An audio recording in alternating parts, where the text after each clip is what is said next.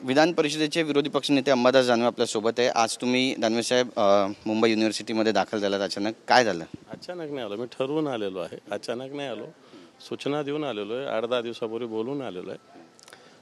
वेगवेगळ्या विद्यार्थ्यांचे प्रश्न असतात, अडीअडचणी असतात विद्यार्थ्यांच्या, विद्यापीठाच्या सुद्धा, दोघांच्या बाजूच्या असतात। दोन्ही समजून घेऊन शासन दरबार त्या मांडण्याचा मी प्रयत्न करणार। नक्कीच, पण 1-1.5 तास ही बैठक चालली पूर्ण। या बैठकीतून काय नेमकं साध्य झालंय?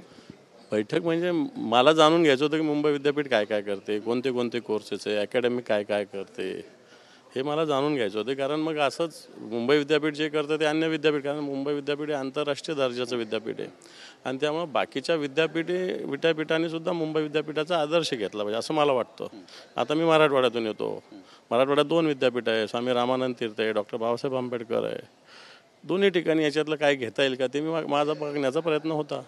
राजकीय प्रश्न विचारायचा आहे। उद्याचा दिवस किती महत्त्वाचा आहे? बाळासाहेब ठाकरे यांची जयंती आहे, तुम्ही मेळावा घेतायत, मुंबईच्या BKC शिवोत्सव शिवसेना साजरी करते आणि आम्हीच बाळासाहेबांचे विचार पुढे घेऊन जातोय, मोठा गौप्यस्फोट करू असं सुद्धा उदय सामंत म्हणतायत, आमदार संपर्कात आहे म्हणतायत, कसं पाहताय?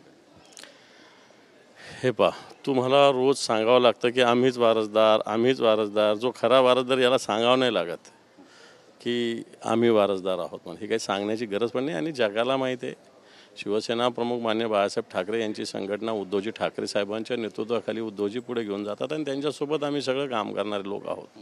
ठीक आहे, निवडणुकीत जागा कमी जास्त जरी झाल्या असतील, पण तो खऱ्या अर्थानं शिवसेना जी उद्धवजी चालवतात तीच आहे। हे तर लोक सगळे गद्दार आहेत, हे तर भाजपचे बटीक झालेले लोक आहेत सगळे।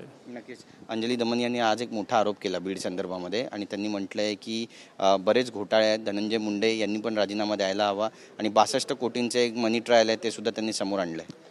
येईल ना, बऱ्याच गोष्टी तर ऑलरेडी समोर आलेल्या आहे की एक व्यक्ती किती पद्धतीनं मालमत्ता, बाकीच्या लोकांच्या 10-10 लाख आणि 12-12 लाखाच्या प्रॉपर्टी होत्या तर त्याला ईडीच्या नोटीस आल्या होत्या। एवढं आता धंदा एवढं कोट्यवधी रुपयाचं समोर येतं तर काय करते ईडी? मग ईडी यांचं आता या वाल्मिक कराडांचा धनंजय मुंडेंशी संबंध आहे की नाही? मागच्या 8-10 वर्षात धनंजय मुंडेबरोबर सावलीसारखे वाल्मिक कराड, तर धनंजय मुंडेला या गोष्टीचं ज्ञान आहे का नाही हे बघितलं पाहिजे ना।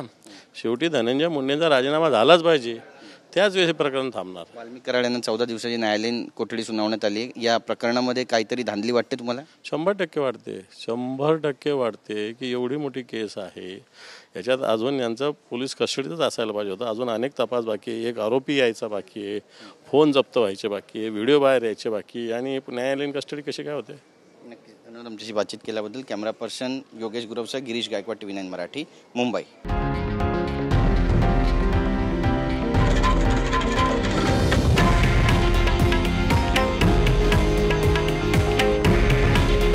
हे आहे देशातील नंबर 1 न्यूज नेटवर्क आणि आपण पाहत आहात TV9 मराठी। काळजी तुमची, हित महाराष्ट्राचं।